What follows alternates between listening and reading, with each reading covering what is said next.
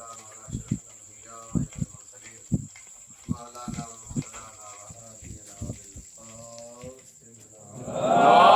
اللهم صل على محمد وآل محمد. الصلاة والسلام على صاحب الدعوة النبوية وسنة الهدايا والحكمة الفاطمية والعلم الأسمية وشجاعة الحسينية والعبادة السجادية والمعاشر الباقرية والأسرار الداخلية والتعزمية والحجج الرزية والجود التقوية والنقاوة النقوية والغيبة العسكرية والغيبة الإلهية يا صاحب الزمان.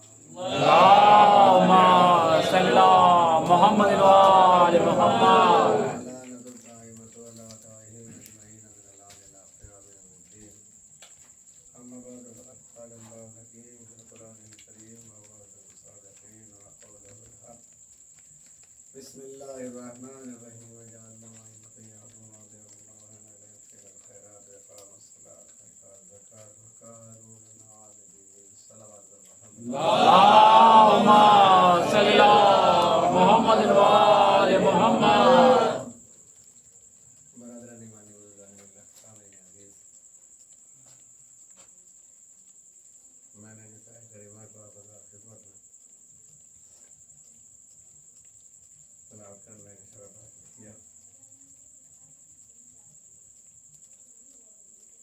ارشاد ہو رہا ہے کہ ہم نے ان کو امام اور رہنما بنایا تاکہ ہمارے حکموں سے وہ ہدایت کرتے رہیں، نماز پڑھتے رہیں، زکوٰۃ دیتے رہیں، خیرات کرتے رہیں، اور یہ سب ہمارے عابد اور عبادت گزار بندے ہیں۔ یعنی اللہ نے بتایا کہ جس طرح تم اپنا نمائندہ اسے بناتے ہو جو تمہارا پسندیدہ ہوتا ہے، ویسے ہی ہم بھی اپنا نمائندہ اسے بناتے ہیں جو ہمارا پسندیدہ ہوتا ہے۔ یہ اللہ کا اعلان ہے۔ یہی فرق ہے دنیا والوں میں اور آخرت والوں میں۔ دنیا والے اور ہیں، یا یوں کہوں جنہوں اللہ نے بنایا ہے وہ اور ہیں، جنہوں نے بندوں نے بنایا ہے وہ اور ہیں۔ دونوں کی صفت ہے، دونوں کی اختلافیں الگ الگ۔ بھائی جو دنیا والے تھے وہ کہہ رہے تھے دنیا ہماری ہے، تخت ہمارا ہے، تاج ہمارا ہے، تخت ہمارا ہے، لشکر ہمارا ہے، علاقہ ہمارا ہے، مجمع ہمارا ہے۔ اب اگر خدا نہیں ہے تو پھر کیا پڑتا ہے؟ اور جو دنیا والے تھے، جو خدا والے تھے، وہ کہتے تھے دنیا ہماری نہیں، تخت ہمارا نہیں، تاج ہمارا نہیں، علاقہ ہمارا نہیں، لشکر ہمارا نہیں، مگر خدا تو ہمارا ہے۔ دیکھیے آخری مجلس ہے، مجلس تو مجلس ہوتی ہے، لیکن بہرحال پروردگار ہمیں زیادہ سے زیادہ موقع دے ہماری زندگی کا بھی مجلس ہے، لیکن یہ سلسلے کی آخری مجلس ہے۔ اب اسے ایسے سو کے نہ سنیے، اگر سو کے سنیں گے اور یہ بات گرمی تو ہو رہی ہے، جیسے گرمی آپ کو لگ رہی ہے ایسے گرمی مجھے بھی لگ رہی ہے، لیکن جب محبت ہے لگات دل میں سما جاتی ہے۔ بہرحال آپ حضرات اسے ایسے سمجھیے کہ جیسے امام زین العابدین علیہ السلام اللهم صل على محمد وآل محمد. کہ ہر نماز شان سے پڑھو کہ جیسے زندگی کی آخری نماز، ویسے ہی ہر مجلس کو اس انداز سے سننا چاہیے کہ جیسے زندگی کی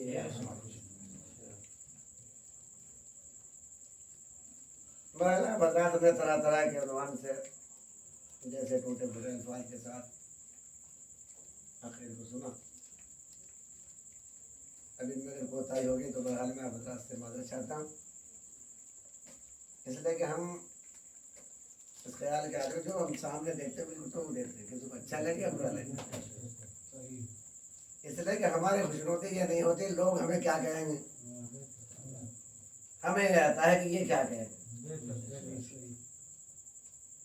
تو مرد کہہ رہا تھا کہ دو طرح کے نمائندے، دو طرح کے ہاتھی ہیں، کچھ وہ ہیں کہ جو اللہ والے ہیں، کچھ وہ ہیں جو دنیا والے ہیں۔ جو دنیا والے تھے وہ سمجھ رہے تھے سب کچھ ہمارے ساتھ ہے، اگر اللہ نہیں تو پھر کیا پڑتا۔ جو اللہ والے تو کہتے دنیا ہماری نہیں، کوئی بات نہیں، مگر خدا ہمارا ہے۔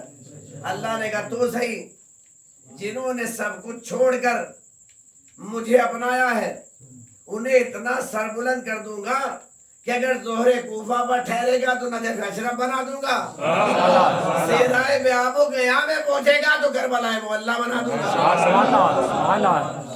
اور جو کہہ رہے تھے کہ دنیا ہماری ہے، تخت ہمارا تھا، اگر خدا نہیں تو پھر کیا پڑتا ہے۔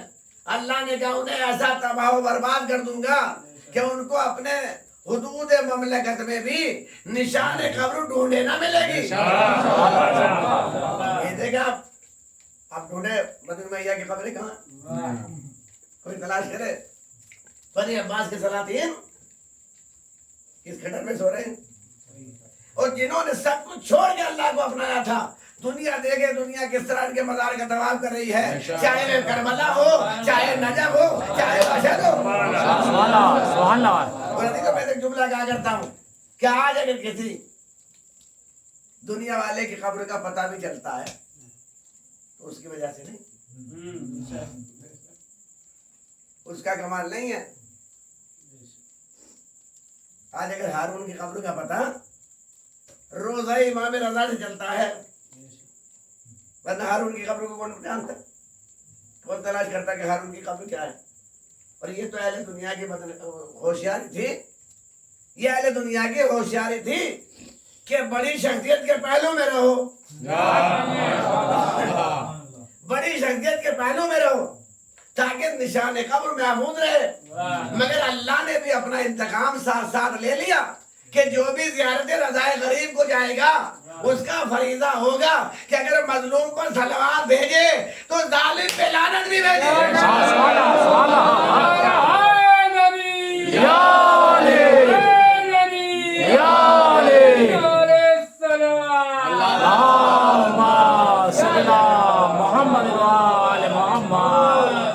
اللہ نے جتنے نمائندے بھیجے، جتنے ہادی بھیجے ہیں، جنہیں ہم مانتے خدا کا شکر ہے، وہ ایسے بے مثال ہیں کہ ان کی زندگی میں اب نقص کا کوئی دھبا بھی نظر نہیں آ سکتا۔ ایسے ہی تاشیار کہ اس کی مرضی کے بغیر قدم نہ اٹھائے، ایسے بندے کے خدائی کا دھوکہ ہو، ایسے بندہ نواز کے بندوں میں رہ کر بھی خدا کی شان دکھائے۔ عرب کے مشہور شاعر فرزدق نے امام زین العابدین علیہ السلام کی شان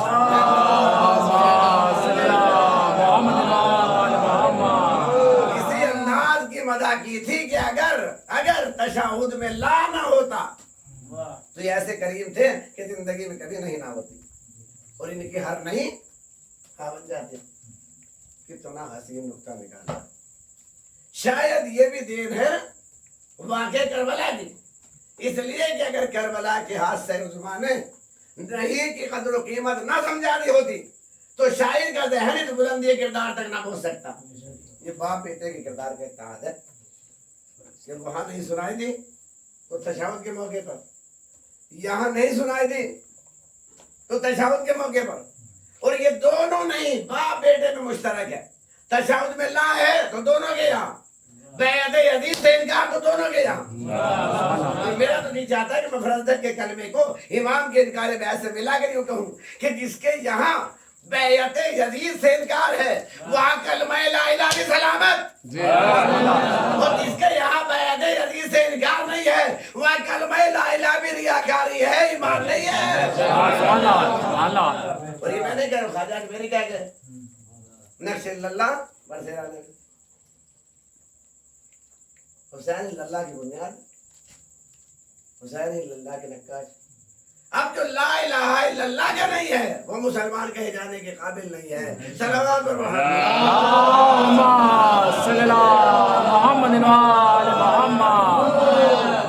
ابھی تو میرا موضوع کلام فضل کربلا نہیں ہے، نہ ہی اس سلسلے میں تفصیل کرنا چاہتا۔ میرا مقصد ہے اللہ کے بندے ہمیشہ اس کی مرضی کے پابند اور اس کے احکام کے پابند ہوتے ہیں۔ ان کی زندگی کا کوئی قدم بغیر اس کی مرضی کے نہیں اٹھتا۔ وہ بیدار ہو کر میدان میں جاتے ہیں تو راضیت مرضیہ کی سنہ لے لیتے ہیں اور بستر رسول پر لیٹ کر سو جاتے ہیں تو رضا الہی کا سودا کرتے ہیں۔ اور ایسے پاکیزہ کردار بندے یا آسمان پر ملائکہ میں دیکھیں یا زمین پر انبیاء میں دیکھیں، ملائکہ کے بارے میں ارشاد وَيَفْعَلُونَ مَا يُؤْمَرُونَ، وہ وہی کرتے ہیں جو انہیں حکم دیا جاتا ہے۔ انبیاء کے بارے میں ارشاد وَجَعَلْنَاهُمْ أَئِمَّةً يَهْدُونَ بِأَمْرِنَا وَيَنْهَوْنَ عَنِ الْفَحْشَاءِ کہ ہم نے انہیں امام اور رہنما بنایا تاکہ ہمارے حکم سے وہ ہدایت کرتے رہیں، نماز پڑھتے رہیں، زکات دیتے رہیں، یہ سب ہمارے عابد اور عبادت گزار بن گئے۔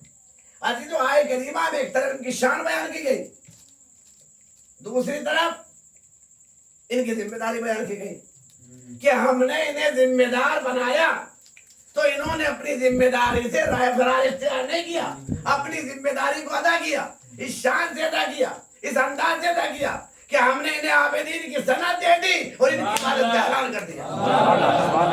کیا کہنا ہے امام سجاد کا کہ جس کی زندگی کا ہر گوشہ نیا ہے، جس کی فضیلت کا پہلو ہر پہلو نمایاں ہے۔ عزیز و ابھی چکے ایام امام سجاد سے منسوب ہے، چاہتا ہوں کہ آخری ایک بجے میں امام سجاد کا تذکرہ ہو جائے۔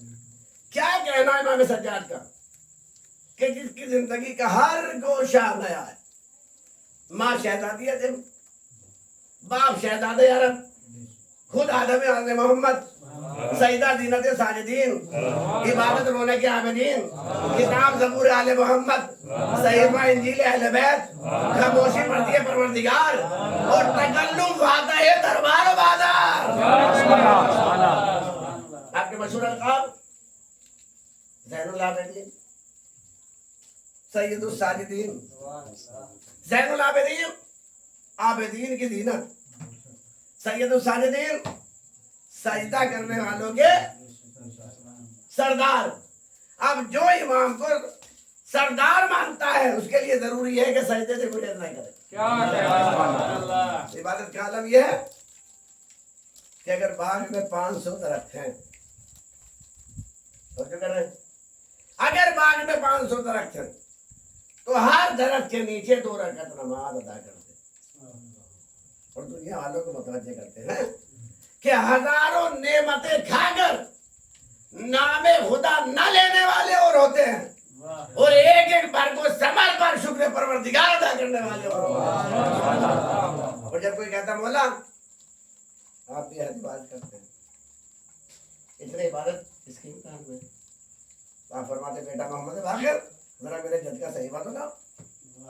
امام محمد باقر وہ صحیح بتاتے ہیں، آپ سامنے رکھ کر ارشاد فرماتے کس کی مجال ہے جو میرے جد کی منزلی عبادت تک پہنچ سکے۔ میں کروں گا مولا زین العابدین ہے، سید الساجدین ہے، آپ کی عبادت کے برابر کس کی عبادت ہو سکتی ہے؟ آپ فرمائیں کہ صحیح ہے، میں زین العابدین ہوں، میں سید الساجدین ہوں۔ روز قیامت مجھے زین العابدین کے لقب سے پکارا جائے گا، مگر یاد رکھو میری عبادت کا سارا دور میری نمازوں سے ہے، میرے سجدوں سے ہے، میری خاص ساری سے ہے، مگر میرے جد کا تو عالم یہ تھا کہ ان کی ایک ضربت ثقلین کی عبادت سے افضل تھی۔ تب سوچو کہ جس کی ایک ضربت کا یہ عالم ہے اس کی ساری ضربتیں کیسی ہوں گی، اس کی نماز کیسی ہوگی، اس کے رکوع کیسے ہوں گے، اس کے سجدے کیسے ہوں گے۔ بس اس کے لیے تو اتنا ہی کر سکتا ہے کہ مصلی پر آ جائے تو بھی عبادت ہے، مصلی چھوڑ کے سو جائے تو بھی عبادت ہے۔ صلوات بر محمد وآل محمد۔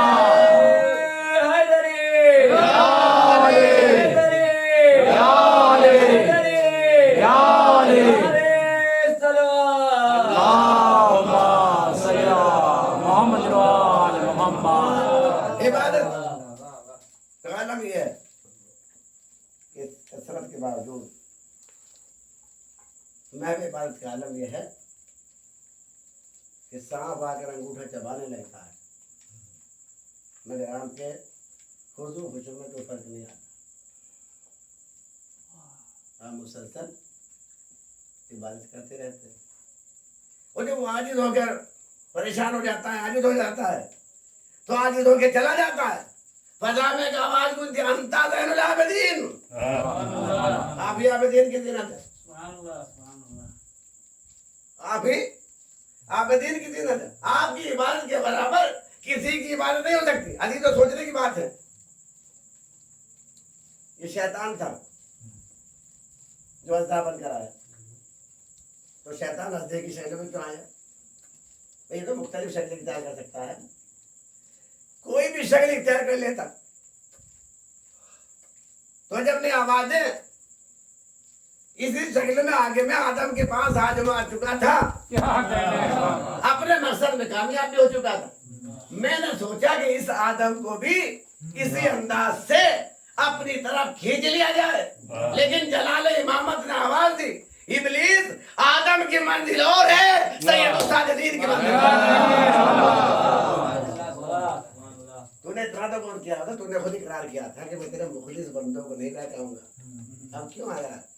तो जब ने आवाज है, मैं यही तो बताने के लिए आया हूँ कि मैंने जिन बंदों के मुकाबले में शकील का इकरार किया है, वो बंदे ऐसे होते हैं। सलावत पर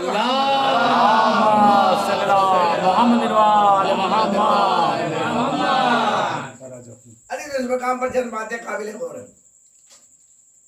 वाकई को देखने के बाद ऐसा महसूस होता है कि इमाम नमाज तोड़ देंगे, जान बचाने की फिक्र करेंगे, अजियत से फरार करेंगे, और कुछ नहीं होगा तो कम से कम सांप को देखकर रोएंगे। मगर अजीब आलम, न गिरिया, न फरार, न परेशानी, न इस्तराब। मैं अर्ज करूंगा मौला ऐसे आलम में ऐसे सुकून, आवाज देंगे फरार का बेटा होता तो फरार कर जाता। अरे दुनिया का नुमाइंदा होता तो सांप को देखकर रोना शुरू कर देता। मगर नुमाइंदे परवरदिगार को काश तुमने तारीख अली पढ़ी होती तो तुम्हें अंदाजा होता कि जब एक अली के हवाले में अजदहे के 2 टुकड़े कर सकता है, तो दूसरा अली नमाज में मुतमईन भी रह सकता है। सल्लल्लाहु अलैहि मोहम्मद।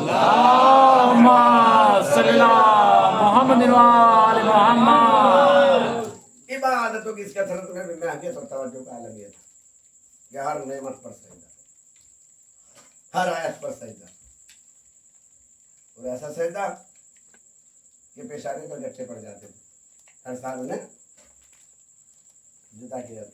तो इन सजदों के दरमियान वो सजदा कि जो असर आशूर के बाद करबला की खाक पे हो, मसला नहीं पढ़ रहा हूँ, वो सजदा जो शाम गरीबा के सन्नाटे लोग हुआ, वो सजदे जो तो शाम के बाजारों में हुए, वो सजदे जो खैर खाने में हुए, क्या कोई इनकी अजमत बयान कर सकता है? तो देखिए अमल की अहमियत हालात के एतबार से बढ़ जाया करती है। जितने इंसान मशक्कत इबादत में बर्दाश्त करता है, इतने उसको सवाल मिलता है। एक मजलिस को आप ऐसे में बैठ के सुनिए, उसका सवाब और है। एक मजलिस को आप गरबे में सुनिए, उसका सवाब और है। या यूं कहो दूसरे लफ्जों में कहा जाए कि सर्दी के मौसम में रोजे रखना और है, गर्मी की तबीयत मौसम में रोजे रखना, मक्के में रहकर पैदल हज करना और है, और मदीने से पैदल चल के हज करना कैसा माहौल होता है, वैसे कैफियत होती है। और देखिए जब सजदों का जिक्र आ गया, एक बात और सुनते चले कि सजदे की कैफियत ये है, सबसे पहले तस्बीह का रिवाज जनाब सैयदा सलामुल्लाह अलैहा ने इजाद किया।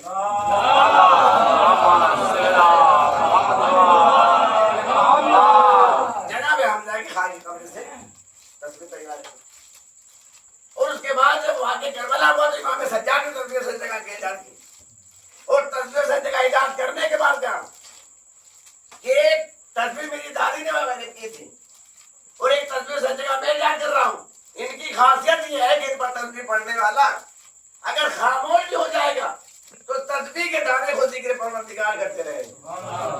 क्यों ना हो जिस खाक में खून हुसैन जज्ब हो गया, उसका दर्रा दर्रा तस्बीह परवरदिगार नहीं करेगा तो और क्या करेगा? हमारे आपके साथ इमाम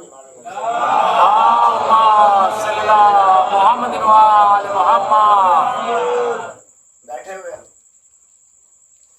किसी दिन गुफ्तगू हो गए, काफी देर हो गई तो सामने वाले क्या बोला, आप तस्वीरें खेल रहे हैं क्योंकि आप बातें भी करते जा रहे थे, तस्वीर के दानों को हल्के भी दे रहे थे। क्या बोला, तस्वीरें खेल रहे। बोला था फरमा तुझे तस्वीर की अहमियत नहीं पता, इस तस्वीर की अहमियत तुझे नहीं पता है। ये तस्वीर के दाने खुद जिक्र परवरदिगार करते रहे। जाहिर है कि एक इमाम का दस्ते हक परस्त हो और एक इमाम की खाली कब्र हो तो तस्वीर क्या कसर बाकी रह जाती है। सल्लल्लाहु अलैहि मोहम्मद इबादत के सिलसिले में दो छोटे छोटे वाकयात, उसके बाद खत्म हुआ। वाकयात बताए छोटे और मुख्तसर हैं, जाने की जरूरत नहीं। मुझे पता चलेगा कि आप हजरात को घर में ले रही है, ज्यादा लंबा चौड़ा वाकया नहीं सुना दो, क्योंकि जब वाकया बंद करने लगे तो जाहिर के बाद तो एक चीज होती है, या तो सलावत भिजवाए या मैं इसको तमाम कर दूं। तो वाकया छोटे मगर अपनी हिफाजत के एतबार से बेहद अहमियत क्या है। काश मुसलमान मासूमीन की सीरत के इन पहलुओं पर नजर रखता तो आज जिंदगी का खाका कुछ और ही होता और समाज में जो खराबी पैदा हो गई है वो हरगिज़ ना हो।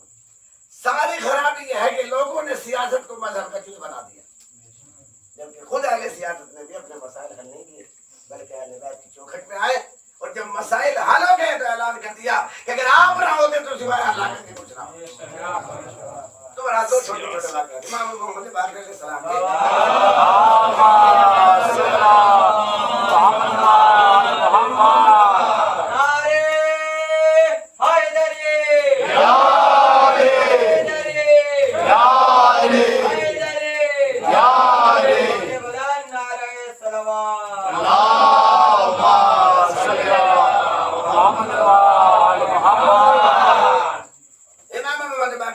चंद बरस का आदम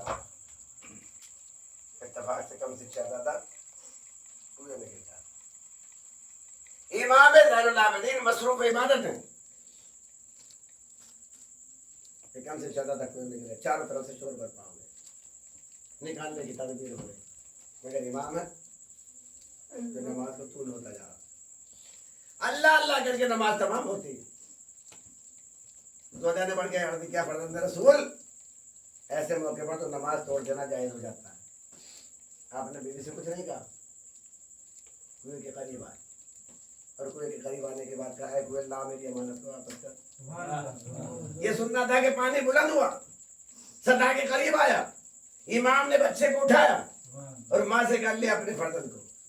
याद रख मैं जिसकी बंदगी में मसरूफ था वो मेरे फर्जंद की खुद इबादत कर रहा था। अजीज याद रखे इमाम बरहाल माँ इमाम नहीं है, माँ के पास ममता की वो दौलत है जो परेशान किए दे रही है, लेकिन इस साथ ये ख्याल न करे कि माशाअल्लाह माँ के ईमान और यकीन में कोई कमी आ गई।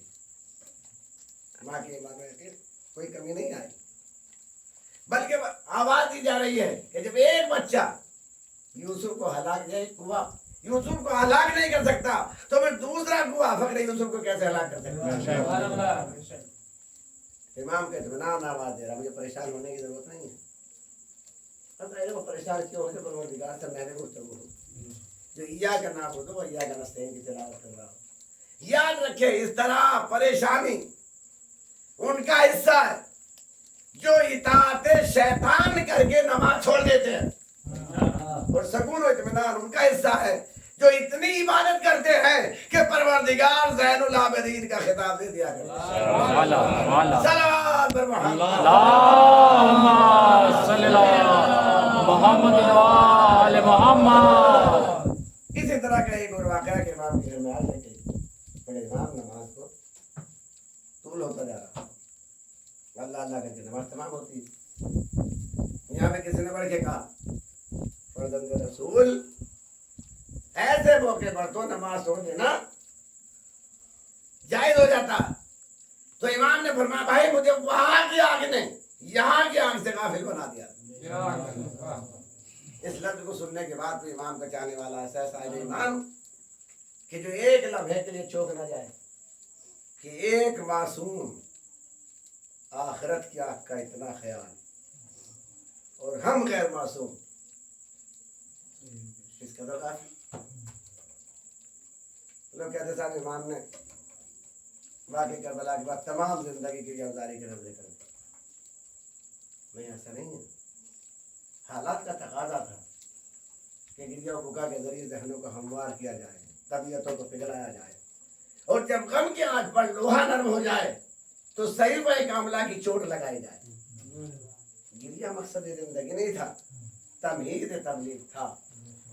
جس طرح مرسل اعظم نے 40 سالہ سکوت سے قوم کے ذہن کو ہموار کیا تھا اور پھر معرفت کے سبق سکھائے تھے, اسی طرح امام زہر اللہ مدینہ علیہ السلام کا دور تھا. اور اس کا اندازہ اس وقت ہوا کہ جب قید شام سے رہائی ہوئی تو ثانیہ زہرا نے 7 دن تک بھائی کا مقصود. ثانیہ زہرا کربلا یا مدینے جا کر بھی ماتم کر سکتی تھی, لیکن چاہتی تھی کہ سب ماتم شام میں بچھے تاکہ جب یہاں کی عورتیں آئے تو ہم ان سے روتا دے غم بیان کریں. یہی طریقہ امام سید سجاد کا تھا کہ پہلے گریا و بکا کے ذریعے سے لوگوں کو اکٹھا کرتے تھے, جمع کرتے تھے, اور جب لوگ جمع ہو جاتے تھے تو اسلام کے حقائق نشر کر دیا. تاریخ امامت میں یہ امام سجاد کا انوکھا کمال ہے کہ آپ نے ایسے حضور مصائب میں بھی تبلیغ کا انوکھا راستہ نکال لیا. کیا دوست و دوست دشمن بھی یہ پہچاننے کے لیے تیار ہے کہ گریا و بکا کے خلاف آواز, یہ بدعت و حرام کے نعرے. دلیل اس بات کی کہ دوست پہچانتا ہو نہ پہچانتا ہو مگر دشمن ضرور پہچانتا ہے اور اس سلسلے کو روکنا چاہیے. لیکن وہ سلسلہ کیا رکے گا کہ جس میں عابد بیمار کے 35 سالہ, جس میں زینب الکبریٰ کا گریہ شامل ہو, جس میں فاطمہ زہرا کے فریاد, حکومت مٹ گئی غم حسین نہ مٹ گئی, سلطنت فنا ہو گئی لوگ عذابنا نہ سکا. کیوں یہ قدرت کا انتظام, فاطمہ زہرا کی فریاد ہے, قدرت کا انتظام, عابد بیمار کا جہاد ہے, حکم خور شام کا بازار. ارے دنیا سے پہلے محمد کا رونا بھی برداشت نہیں ہو سکا.